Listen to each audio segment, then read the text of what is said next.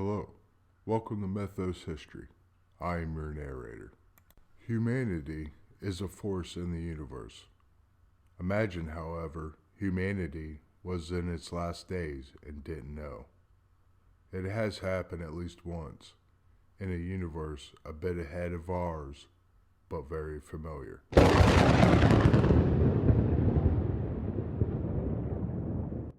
The door to the sleepy pod opens to the shrill of an alarm. A man sits up and falls out of it. Instantly, his body starts to shake and he starts to throw up. After a few minutes, he stops and sits against the pod. He wipes his mouth and looks up. "Are we here?" he asks. Silence only greets him. "Jaina, status." Still, there is only silence. The man stands up on shaky legs, aided by the sleeping pod. "Jaina!" the man screams. A metal arm lowers. In its hand is a bottle with a blue fluid in it. The man takes it and starts drinking it. When he is done, he retches, but he has stopped shaking.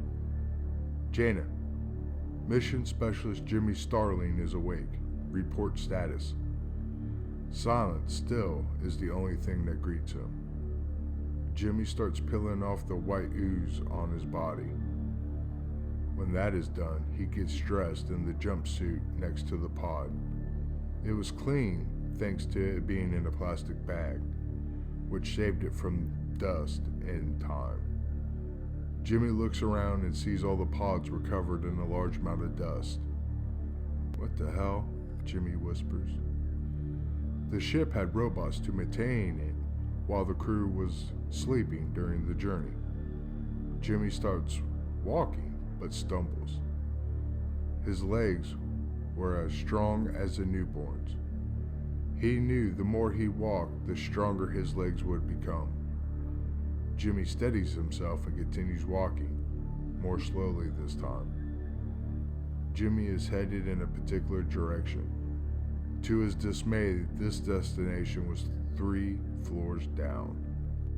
The journey took 2 hours. However, his legs felt stronger, but extremely tired. Physical activity was supposed to be limited after waking up. The time frame was 24 hours. Jimmy was less than 3 hours awake, and he hoped there wouldn't be any long-term side effects. Eventually, he made it. Standing in front of him was a large metal door. Jimmy puts a hand on the small panel next to it. "Jimmy Starling, Mission Specialist." The door stayed shut and there was a buzz. Jimmy lifted his hand and slammed it down. "Jimmy Starling, Mission Specialist." The door just buzzed again. "God damn it," Jimmy whispers. His throat was hoarse from years of not being used. Jimmy sat down against the door. His next destination was now 5 floors above him. He just didn't have the energy right now.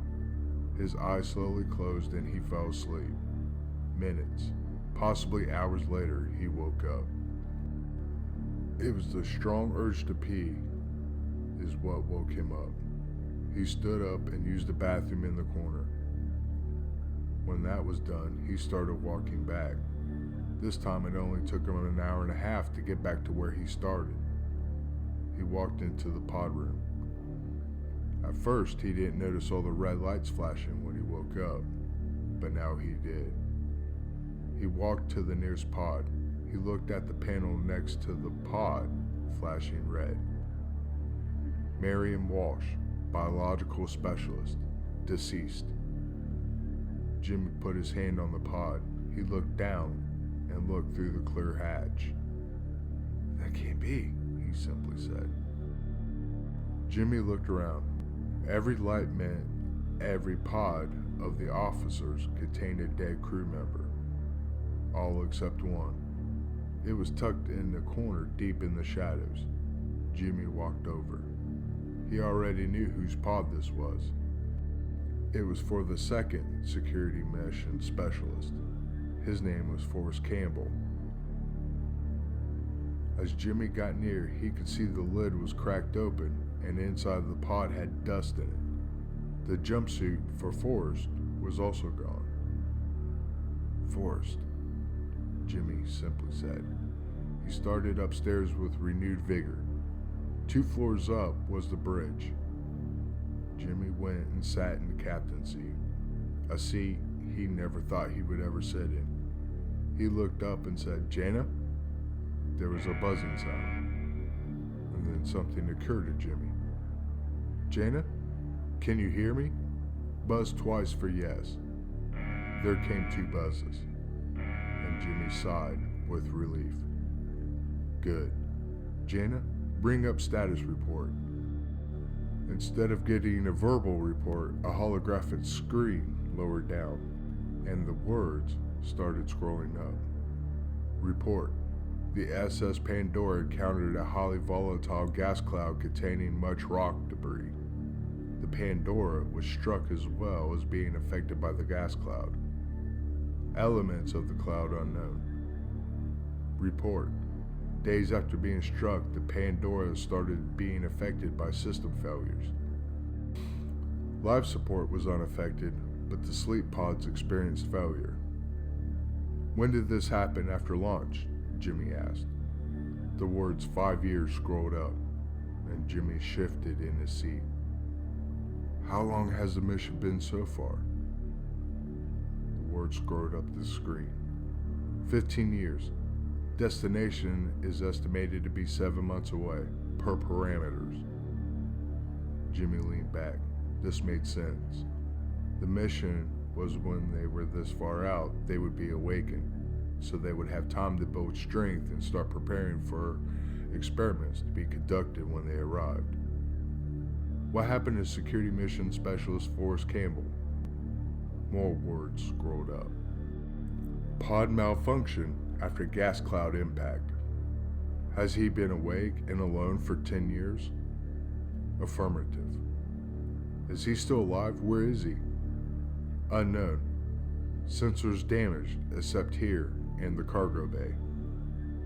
How was his status when you last saw him?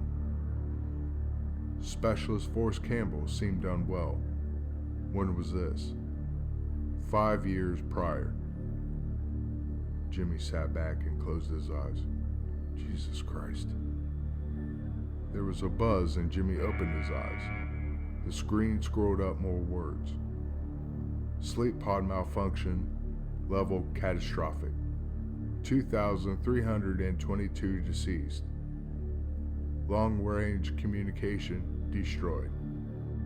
Except captain's personal communication. Life support stable. Food reserves at 88%. Shield stable. Cosmic radiation is nominal. Light drive completely functional." Jimmy gently sighed. "Well, at least there's that." Then Jimmy put his head back and thought for a moment. "Jana, can I have another recuperation drink?" There was 2 buzzes and the metal arm comes down from the ceiling. Jimmy takes it and drinks. Like before, he retches. "Oh God, 2 more of these," he thinks. "Jana, are you damaged?"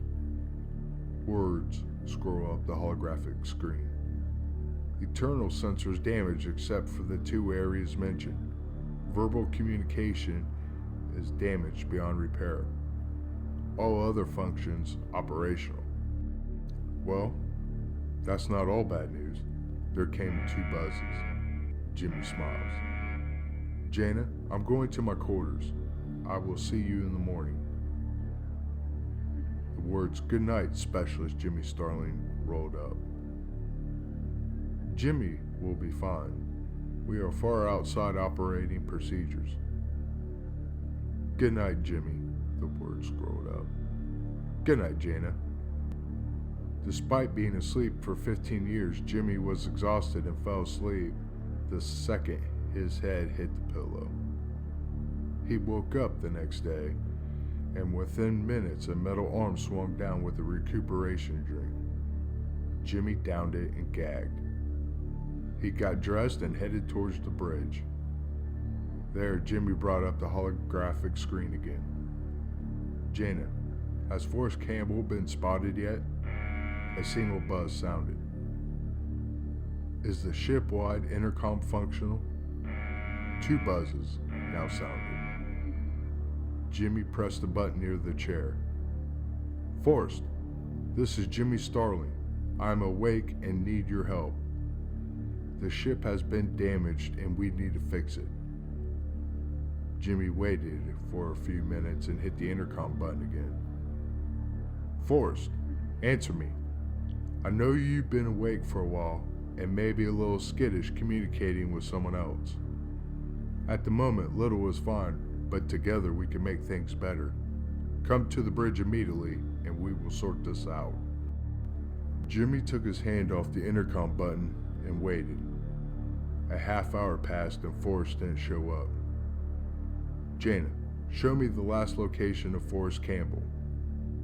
The holographic screen lit up, showing a red dot near the cargo bay. At least I have a place to start, Jimmy said as he got up from the captain's chair. Jaina, final recuperation drink, please. The metal arm came down with the final recuperation drink. Thank God this is over, Jimmy said, just before he downed the drink. He gagged for the final time. This time, he struggled mightily not to throw up. When he was done, Jimmy tossed a metal sealed cup across the bridge. Good riddance. Jimmy composed himself and walked out the door towards the cargo bay. The journey several levels down wasn't that bad this time. Jimmy's legs felt much stronger. Eventually, he made it to the cargo bay. Jimmy puts his hand on the control panel near the large doors. There came a buzzing sound and the doors opened. Jimmy exhaled and said, well, at least something on this piece of shit works. Jimmy leaned in and put his head in the cargo bay. Forrest, he yelled. Forrest, it's me, Jimmy. It's all good. I'm coming in. Don't freak out. Jimmy walked in and looked around. Forrest, he called again. Jimmy then walked along the wall. This all seemed unreal to Jimmy.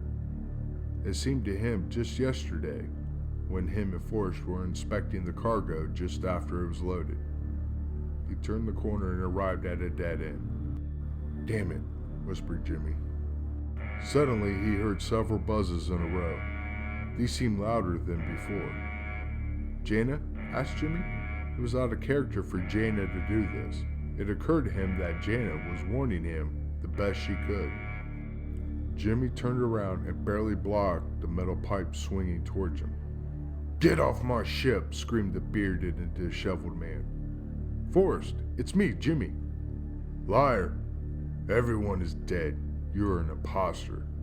Forrest swung again. This time Jimmy ducked. The metal pipe slammed into the cargo boxes nearby. Forrest, it's me. We inspected this bay before launch, remember? The eyes of Forrest widened. Only Jimmy would know that. You are an imposter and I don't know how you got that information, but you won't make it off this ship. Forrest swung again and Jimmy stopped the swing with his hands. The stinging impact went all the way up to his shoulders. Forrest, stop. It's me, Jimmy. We have to try to fix the ship. Forrest sneered. You mean sabotage? I will never help you, imposter. Forrest started swinging wildly. By being awake for far longer, Forrest was much stronger than Jimmy. Jimmy tried to evade the attacks as best he could, but he eventually got knocked to the floor. Out of instinct, he swung his leg, and he swept the legs out from Forrest and watched in horror as Forrest fell and hit his neck on the corner of one of the cargo boxes stacked up. Jimmy heard a sickening crack and saw Forrest look at him with lifeless eyes. Jimmy sat up in stunned silence. He then sat against the boxes and whispered, God damn it, Forrest. The stress of the situation broke through and Jimmy sat there for a good long while and cried. When he was done, Jimmy stood and left the bay. Days passed and Jimmy entered the bridge. He sat in the captain's chair and tilted his head up with his eyes closed. Jenna, open ship's log. Ready log for recording. There came 2 buzzes and the holographic screen dropped down. On it was the words ship's log with a flashing red circle. Jimmy took a moment and pressed the button on the arm of the chair and started speaking. Acting Captain Jimmy Sterling speaking. The Pandora has encountered much trouble on its voyage. From what reports I've been capable of getting from the ship's computer Jaina, the Pandora came into contact with a nebulous cloud made up of an unknown gas. It was then when the Pandora's systems, or most of them, started to fail, including the sleep pods.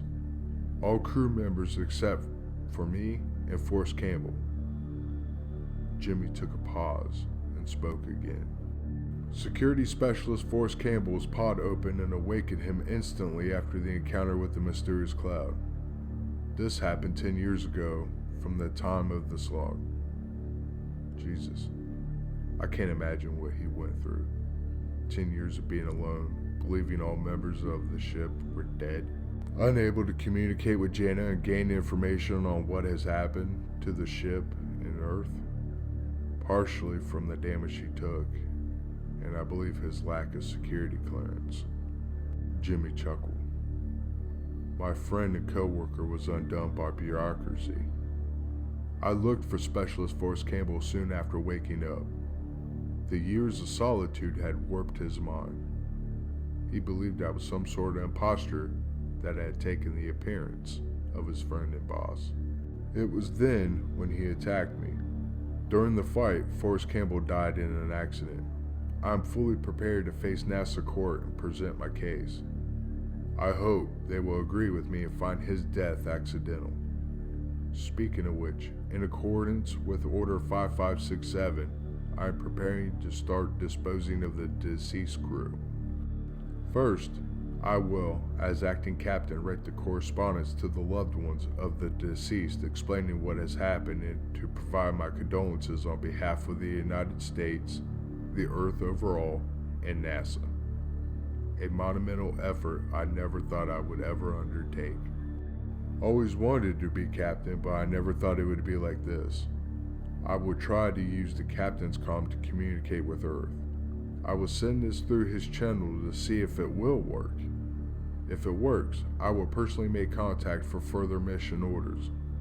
At the moment, I will continue to 53-198, or otherwise known as New Eden. I'm not a scientist, but I will scan the planet and gather all the information I can. I feel like the scans and the mapping I will do will make all the deaths on the ship worth something. Or at least I hope it will. I have doubt about continuing. Instead of bringing hope to a new planet, I am making Earth's newest graveyard. I will continue the mission until told otherwise. Mission Security Specialist Jimmy Starling, Acting Captain, out. Jimmy got up from the captain's chair. Jaina, send the log through the captain's channel. I hope this works. Jimmy walked to the door and stopped. Jaina, thanks for the heads up at the cargo bay. You saved my life. 2 buzzes sounded. Jimmy smiled and opened the doors. Good night, Jaina. Jimmy heard 2 more buzzes as the door shut. The next day, Jimmy went into the captain's quarters. The screen lit up, and when Jimmy looked into the transmission progress, it had been sent, which was a great relief to Jimmy. It proved that the captain's channel theoretically worked. Jimmy turned and left. He worked out and had breakfast. Not the recuperation drink, but real food. Well, as close to real food as you could get in space. He then showered and went back to the captain's quarters. He sat down in front of the screen and opened the channel. It felt like he was holding his breath while he waited for Earth to respond. After a few minutes, the screen lit up with the image of a young woman with medium-length blonde hair. Jimmy sat forward. Hello? NASA HQ? The woman smiled. This is NASA HQ. Is this the Pandora? It is. I am Acting Captain Jimmy Sterling. Have you gotten my report and looked it over yet? The woman made a pained face, then smiled. Greetings, Captain Sterling. I am Communication Head Sarah Wilson. Pleasure to meet you. My report, has NASA looked it over? No. You can feel free to debrief me, however. The Pandora had a malfunction caused by an external source. Only myself and one other lived. All other sleeping pods failed. Total crew loss. How was the other crew member that survived? Deceased. His pod opened several years before it should. He succumbed to madness. And how is your mental state? Sarah asked. And Jimmy sighed. I could be better. These last few days have been quite stressful. Understandable. What else do you have to report? The Pandora has suffered some damage. I'm planning to continue to New Eden. I plan on doing some scans and do some mapping protocols. Perhaps I could salvage some of this mission. Very good. Take some time to adjust what has happened to you. Then we will talk again. NASA out. The screen went black and Jimmy sat there stunned. He tried to contact NASA again, but there was no response. With no other options and under orders, Jimmy went back to his quarters for the next 2 days. He processed the events of the last few days he had on the Pandora. Physical exercise helped. What bothered him the most was the abrupt end to his NASA communication. When the appointed time expired, Jimmy went back to the screen in the captain's quarters. He waited 5 minutes before his hail to NASA HQ was answered by Sarah appearing on the screen. Hello, Captain Sterling. What the hell was that? Jimmy asked. Sarah paused and looked pensive for a moment. The time was for you. Jimmy cut off Sarah. I'm an experienced explorer. I've been trained to deal with stress on a mission. Your training doesn't cover what I need to tell you. Jimmy leaned forward. Where is everyone else in the control room? Sarah looked around nervously. That's the part of what I need to tell you. Tell me what? Jimmy asked. The Earth is dying, or is already dead. What do you mean? Just months after you entered cryosleep, the Earth was hit by a meteorite. Nuclear winter enveloped the whole planet. We are just now coming out of it, slowly. But that's not the worst part, however.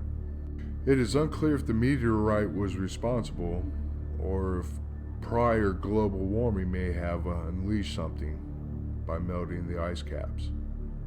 What happened? Jimmy asked. Plague spread quickly. We've never seen anything like this before. We were totally caught off guard. How many died? Jimmy asked.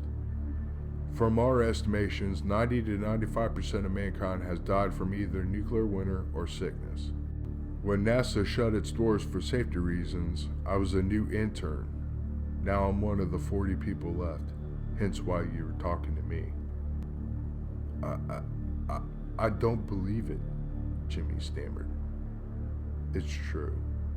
Your mission was the hope needed for NASA to shut its doors and continue for as long as possible, hoping we would receive good news from the Pandora. I have none to give. I'm so sorry, Jimmy said. It's not your fault. No one could have anticipated what has happened.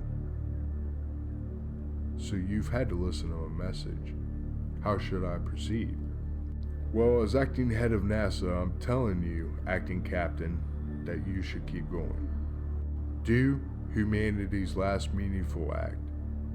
Is it really that bad? Is there no hope of humanity's resurrection? No. Most that are left are too old for procreation. The sickness is always a threat. It seems to mutate quickly. Too fast for our immune systems to adapt. Many that survived the first wave did not survive the first mutation. We are the last, Captain Sterling. Okay. I'm going to need some time to process this. Understandable. We will convene tomorrow then. What will we talk about? Asked Jimmy. We will just talk like two normal humans. We should not die alone. That would be a tragedy. Jimmy sighs. I agree, acting head of NASA. Until then, acting captain of the Pandora. The two smile and the screen goes black. It was then Jimmy went to the bridge. Jana, open the view screen, please. There came two buzzes and the wall in front of him dissolved and the side of space filled with stars replaced it. It was then Jimmy fell to his knees and started to cry. A couple days later, Jimmy hailed NASA. As usual, after a few moments, NASA responded and the screen filled up with the image of Sarah. Hello, acting captain, Sarah said, smiling. Hello, acting head of NASA, Jimmy replied. I was hoping you would contact us again. Jimmy sat there and ran a hand through his hair. Yeah, I needed some time to take everything in. I know it was a lot, but you needed to know. Jimmy simply replied, I appreciate that. I just wish things were better on my side of things. I do too. I wish everything was better. So how are you holding up? Jimmy asked. Better, since I know the Pandora is still active. Jimmy sighed. Barely. I'm doing all that I can. Thankfully, the Pandora is mostly automatic in its functions. By our calculations, you are 3 months away from reaching Pandora. Yes, I just did my own calculations with Jana, and we are 3 months away. Sarah smiles again. I'm so jealous. You get to see it firsthand. Well, you'll get to see it too when I send the scans in. It's not the same. You will get to see New Eden in real life, what no other human has ever done. It's exciting. The timing is shit. I would do this as humanity dies. It's still worth something, Jimmy. Yeah, I guess. Well, I know. I told the rest of NASA that you were still out there and there was much excitement and celebrations. Now Jimmy smiles. That is worth something. It's worth everything, Captain Starling. Something happened on Sarah's end. Jimmy couldn't see what it was, but Sarah looked back up at the screen. I gotta go. We have a bit of an issue here. Talk to you tomorrow? I'm not going anywhere. See you then. Goodbye, Jimmy. Goodbye, Sarah. Jimmy now looks at a black screen. He is acting captain, and he did have duties to perform. When he is done, he sits on the captain's chair on the bridge. Jana, personal log, please. The holographic screen lowers, and Jimmy starts talking. I just talked to NASA. Sorry for the gap in my log, but I received a blow when I talked to them. The worst has happened. A series of events, including a meteorite strike, has put humanity on Earth on the very edge of extinction. Including the tragedy here on the Pandora, it is very safe to say that humanity is in its final moments. This knowledge weighs heavily on me. The bright side, if there is one, is Sarah. She joined NASA as an intern just before the shit hit the fan. Now she is the acting head of the whole thing. I think that is amazing. I can't even imagine what it's been like for her. At least I slept through my tragedy. We have agreed to keep talking. She thinks we shouldn't die alone. I agree, but I think she was talking about me. She has a handful of people she could be with. Jimmy pauses, then continues. Since the news of Earth, I wonder what the point of all this is.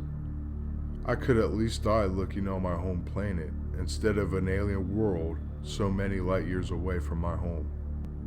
From what Sarah has told me, even if I left now, I would get back to a completely dead planet. What's the point of having a new home if the old one is empty? I don't know. I just don't know. I have a plan. Perhaps against all odds, humanity can rise again. I mean, it only takes 2 people, right? My plan would at least give possible future generations the ability to learn what we were and what we accomplished. Is it a good plan or craziness? I can't lie. Being here alone on the Pandora is starting to affect me. I've only had a taste of what Forrest went through, and I feel like I'm starting to crack. I can't imagine what the trip would be like if my sleep pod is broken. I certainly would not be the man that left. Acting Captain Jimmy Sterling, out. Jimmy looks up. Stop recording, Jana. 2 buzzes answer him, and Jimmy was alone again. As the months passed, Jimmy and Sarah became closer.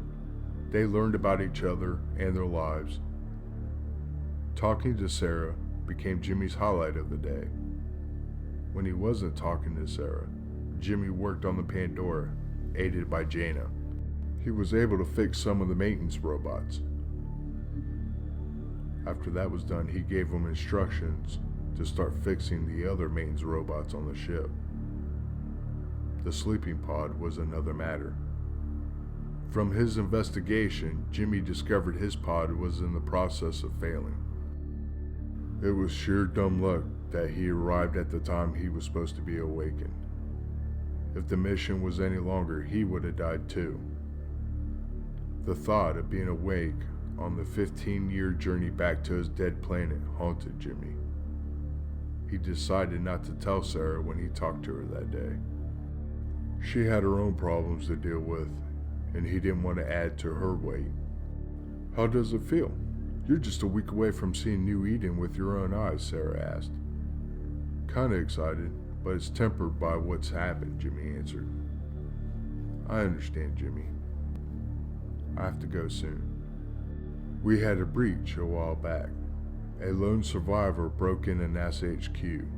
Crazed by starvation and sickness, he thought we were still sending people to New Eden to save humanity. People got hurt in containing him. Take care of what you need to. I'll be here as always, Jimmy said. Sarah coughed and tried to hide it. I know. Jimmy, I need to tell you something. Yeah? Jimmy answered. Over these last few months, I have fallen in love with you. Jimmy hesitates. I feel the same way about you. If only things were different. I know. Right now, we have what we have.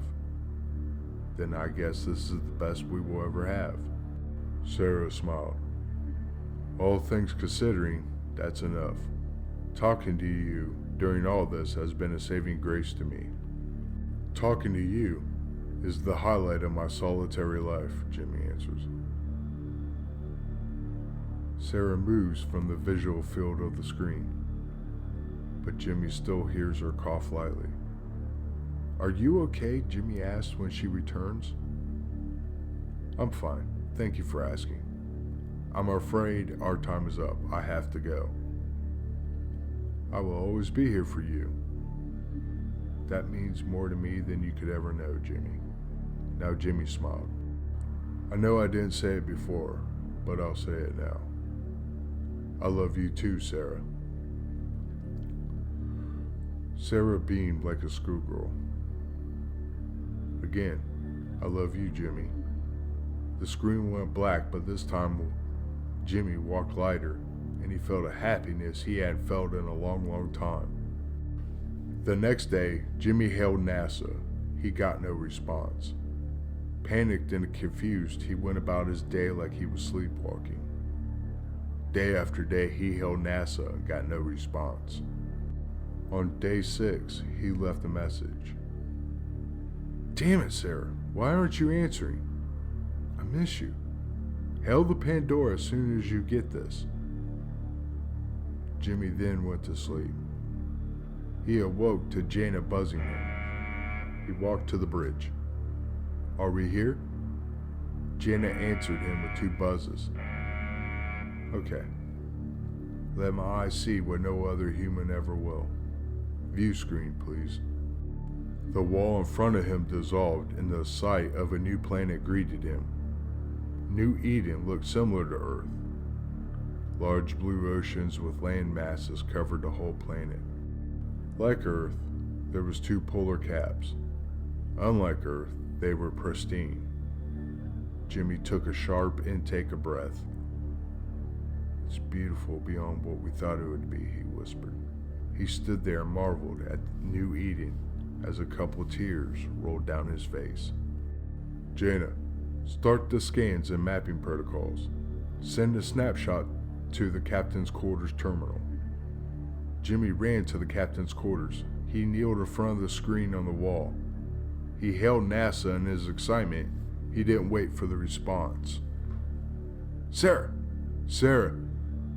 You were right.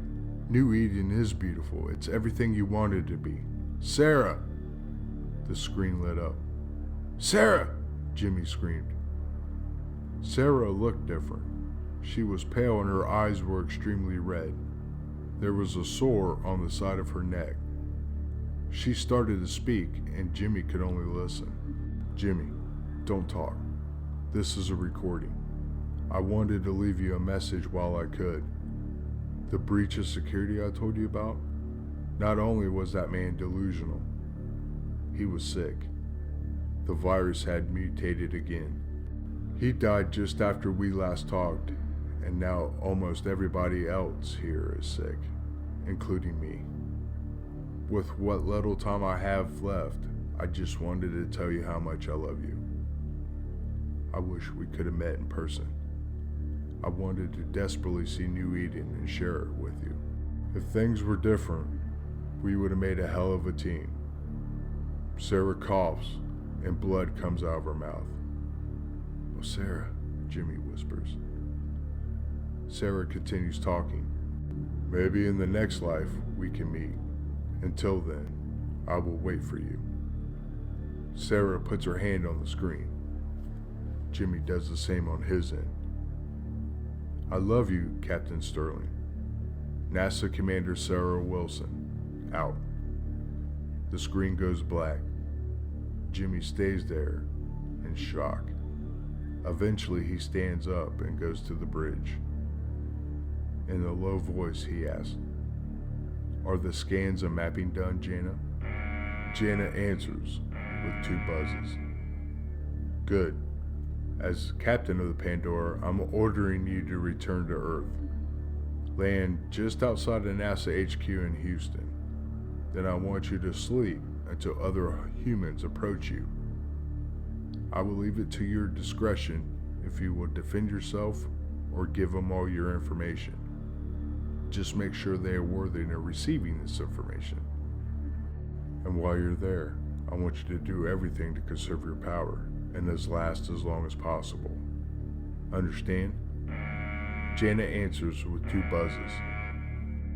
If at possible, link up with NASA HQ, copy all information, and save it with what you have. We need some redundancy.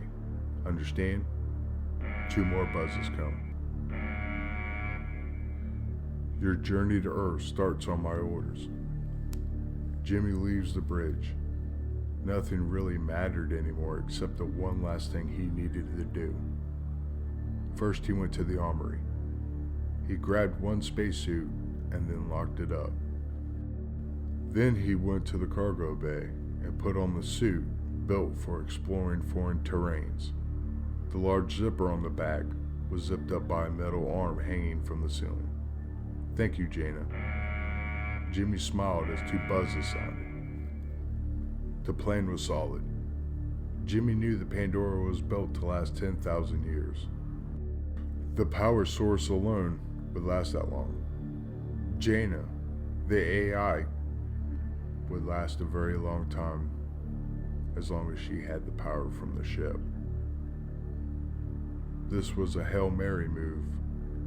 Jimmy knew that. But there was the tiniest sliver of hope. Jimmy walks towards the cargo bay doors. By the doors, clean and fit for duty. Standing was Forrest. "Are you sure, sir?" "We're past formalities now, Forrest." "Yeah, but are you sure about this?" Jimmy wasn't used to talking to Forrest this long. The last few months, he'd only seen glimpses of his fellow crewmate. "Yep, this is the end. No future here by myself, and even if I made it home, it would be dead, and I would most likely be out of my mind." "That's true. Good luck, Jimmy." Forrest held out his hand, and Jimmy took it. And then they shook. "Thank you, Forrest. I'm also sorry for what happened earlier." Water under the bridge, Jimmy. Don't worry about it." Jimmy nodded and let go. He walked right up to the doors of the cargo bay. "Janet, open cargo bay doors and return home." A siren and red light started flashing. The doors opened. Jimmy closed his eyes and jumped out of the hangar. He turned on the small boosters on his back. They were designed for travel on low-gravity planets. They would be powerful enough to make sure he was caught in New Eden's gravity and not stuck floating around the formerly new home of humanity. "I want to say it's been a pleasure serving with you, Jana," Jimmy said in his helmet comms. In his earpiece, he heard two buzzes. Jimmy turned his head and saw the Pandora start to turn towards Earth. Then Jimmy looked back as New Eden filled his vision. Soon he would hit the upper atmosphere and burn on entry. Jimmy thought about the theory of panspermia and the possibility the tiniest bit of his DNA could survive and bring new life to his planet, billions of years from now. But at the moment, Jimmy didn't care. He would never know if it would happen here. He just didn't want to be alone anymore. Civilizations, including ours, imagine if and when they may die out. None, however, consider the possibility of ending like this one did. When we talk about the end, the smaller personal stories always get overlooked. Consider this. When you are staring at the sunset of the end, what will your story be?